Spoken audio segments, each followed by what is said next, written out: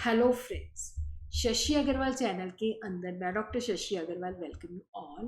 तो आज का जो हमारा सब्जेक्ट है वो है बिजनेस लॉ। और यहाँ पे हम लोग करे हैं बिजनेस लॉ के टॉपिक जो कि हिंदी मीडियम स्टूडेंट्स के लिए हैं। देखो, हिंदी मीडियम स्टूडेंट्स के लिए कंप्लीट जो लॉ के टॉपिक्स हैं वो मेरे दूसरे चैनल शशि अग्रवाल इकोनॉमिक्स तथा लॉ क्लासेस के अंदर उपलब्ध है। यहाँ पे जो महत्वपूर्ण टॉपिक है उन्हीं के ऊपर ही वीडियोस डाली जाएगी। बाकी सारा का सारा जो है, अगर आप complete business law Hindi medium के अंदर देखना चाहते हो तो वो मेरे दूसरे चैनल शशि अग्रवाल इकोनॉमिक्स तथा लॉ क्लासेस के अंदर अवेलेबल है। इस वीडियो के अंदर हम देखेंगे कंसेंट, सहमति का मतलब क्या होता है, स्वतंत्र सहमति, फ्री कंसेंट का मतलब क्या होता है, कोहर्शन उत्पीड़न का मतलब क्या होता है। चैप्टर जो है हमारा फ्री कंसेंट है, पक्षों की स्वतंत्र सहमति। अगर आपको मेरा ये प्रयास सही लगता है तो वीडियो को लाइक कीजिए, शेयर कीजिए तथा मेरे चैनल शशि अग्रवाल को सब्सक्राइब कीजिए। तो सबसे पहले हम देखते हैं सहमति का मतलब क्या है। देखो, सहमति का मतलब होता है कि जब हमें कोई प्रपोजल देता है, जब हमें कोई ऑफ़र देता है तो हम उस ऑफ़र को स्वीकृति देते हैं। और स्वीकृति जो होते हैं हम अपनी इच्छा से देते हैं।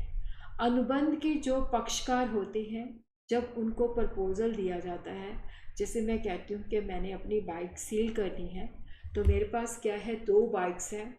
तो अगर मैं अपनी ब्लैक बाइक जो है उसको सेल करना चाहती हूँ तो दूसरा पक्षकार भी उसको यही समझता है कि मैं अपनी ब्लैक बाइक जो है उसको सेल करना चाहती हूँ, ना कि रेड बाइक।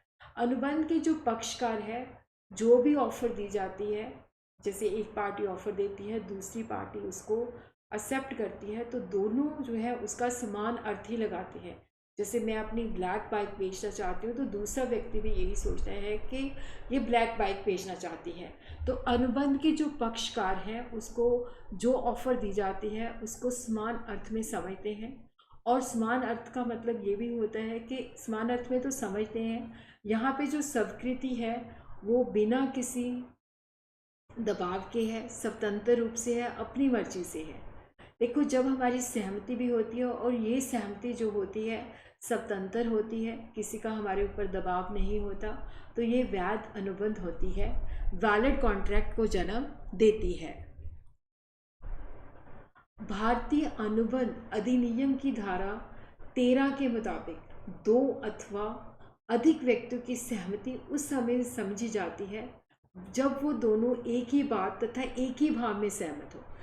एक ही भाव में सहमत का मतलब होता है कि जैसे मेरे पास 2 बाइक हैं, एक ब्लैक कलर की है, एक रेड कलर की है, और मैंने जो है राम को अपना प्रपोज़ल दिया कि मैं तुझे अपनी बाइक सेल करना चाहती हूँ, मैं ब्लैक बाइक सेल करना चाहती हूँ, लेकिन वो समझता है कि रेड बाइक सेल करना चाहती हैं।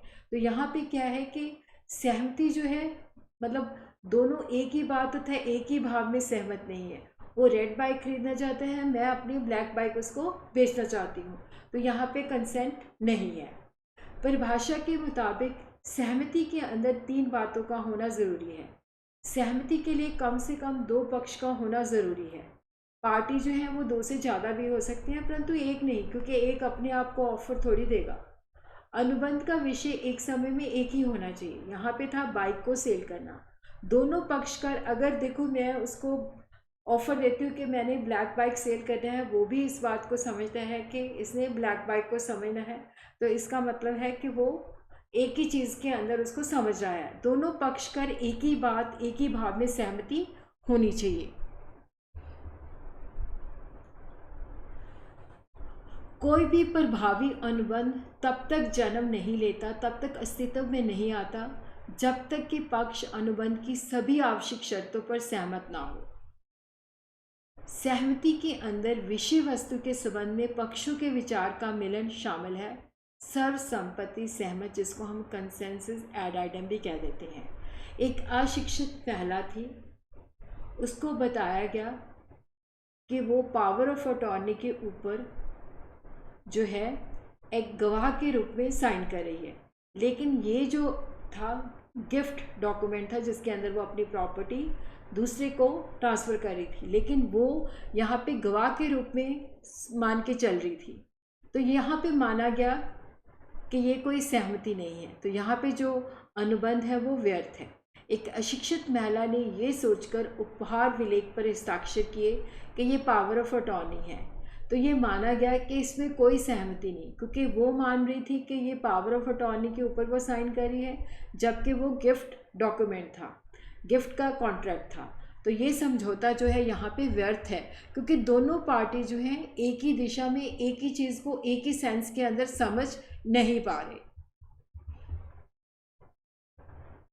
कंसेंसस एड आइटम का मतलब होता है मस्जिद की पूर्ण एकरूपता। जैसे एक पार्टी दूसरे को ऑफर देती है, दूसरी पार्टी उसको एक्सेप्ट करती है, तो एक पार्टी जो विषय जो सब्जेक्ट सेल करना चाहती है या ख़रीदना चाहती है, तो दूसरी पार्टी के अंदर भी वो उसकी जो इंटरप्रिटेशन है वो सेम है, अलग अलग नहीं है। वैध सहमति होने के लिए अनुबंध से संबंधित पक्षकारों में मस्तिष्क की पूर्ण एकरूपता होनी चाहिए। पक्षकारों के द्वारा अनुबंध से संबंधित सभी बातों को एक ही अर्थ में समझना चाहिए। यदि एक पक्ष अनुबंध में अनिवार्य किसी बात को दूसरे अर्थ में समझता है और दूसरा पक्षकार उसको किसी और अर्थ में समझता है, तो यह माना जाएगा कि वहाँ पे कंसेंसस एड आइटम नहीं है, मस्जिद की पूर्ण एकरूपता नहीं है। तो ऐसा समझौता जो होता है वहाँ पे सहमति नहीं होती, तो वो वॉइड होता है, व्यर्थ माना जाता है।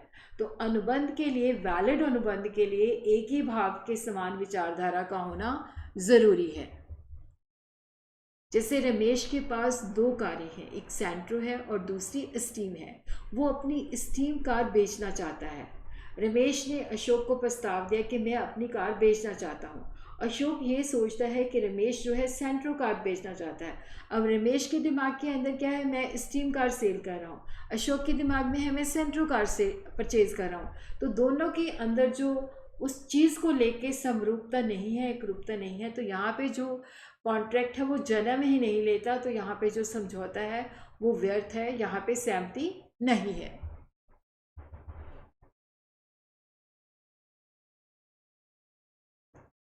सहमति का अभाव इन कारणों से हो सकता है। अनुबंध की प्रकृति के बारे में गलत धारणा हो सकती है। जिस पक्ष के साथ अनुबंध किया गया है उसकी पहचान की गलती हो सकती है। अनुबंध के विषय में गलती हो सकती है। अब हम देखते हैं स्वतंत्र सहमति क्या है। देखो, जो अनुबंध की धारा 10 है उसके मुताबिक जो अनुबंध की आवश्यकताएं हैं कि अनुबंध के अंदर ये सभी चीज़ें होंगी, तब हम उस अनुबंध को वैलिड कॉन्ट्रैक्ट मानते हैं। तो उसके अंदर एक आवश्यकता जो है स्वतंत्र सहमति। तो स्वतंत्र सहमति जो है वैध अनुबंध के अंदर आवश्यक तत्वों में से एक है। तो यहाँ पे है अनुबंधों के पक्षों के बीच में मन की एकता होनी चाहिए। यहाँ पे वो जो सहमति दे रहे हैं वो अपनी मर्जी से दे रहे हैं। अंग्रेजी कानून में इसे सर्व संपत्ति के रूप में भी जाना जाता है। देखो, एक वैलिड कॉन्ट्रैक्ट के लिए सहमति का होना भी ज़रूरी है, बट उसके साथ सहमति का स्वतंत्र सहमति होना भी आवश्यक है। अगर स्वतंत्र सहमति नहीं है तो हम कहते हैं कि यह अनुबंध नहीं है। तो पक्षकार अपनी इच्छा से स्वतंत्र रूप से समझौते में सहमति व्यक्त होनी चाहिए। न केवल अनुबंध के पक्षों में मन की एकता होनी चाहिए। मन की एकता का मतलब है कि वो चीज़ को एक ही भाव होना चाहिए, उसके अंदर एक ही अर्थ लगाएं। बल्कि पक्षों के अंदर जो सहमति है वो वास्तविक और स्वतंत्र होनी चाहिए। तो धारा 14 के मुताबिक सहमति तब स्वतंत्र मानी जाती है जब वो निम्नलिखित कारणों से उत्पन्न ना हो। उत्पीड़न धारा 15, अनुचित प्रभाव 16, धोखाधड़ी द्वारा 17 या मिथ्या वर्णन धारा या गलती द्वारा नहीं होनी चाहिए। अगर जो हमारी सहमति है तब स्वतंत्र मानी जाती है जब वो निम्नलिखित कारणों से उत्पीड़न के द्वारा या अनुचित प्रभाव या धोखाधड़ी के द्वारा या मिथ्यावर्ण या गलती के द्वारा नहीं है।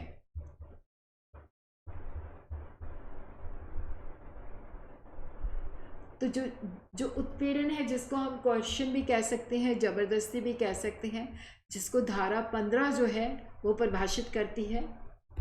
भारतीय अनुबंध अधिनियम 1872 की धारा 15 के मुताबिक एक पक्षकार का द्वारा दूसरे पक्षकार को ठहराव करने के लिए मजबूर करने के उद्देश्य से कोई ऐसा कार्य करना अथवा करने की धमकी देना जो भारतीय दंड विधि मतलब जो इंडियन पीनल कोड के अंदर जो है वर्जित हो, या किसी व्यक्ति को क्षति पहुंचाने के लिए किसी संपत्ति को अवैध रूप से रोकना या रोकने की धमकी देना उत्पीड़न कहलाता है। देखो, जो उत्पीड़न होता है इसके अंदर होता है कि दूसरा पक्ष हमारे साथ कॉन्ट्रैक्ट कर ले तो हम उसके ऊपर शारीरिक बल का प्रयोग करते हैं या शारीरिक बल की धमकी देते हैं।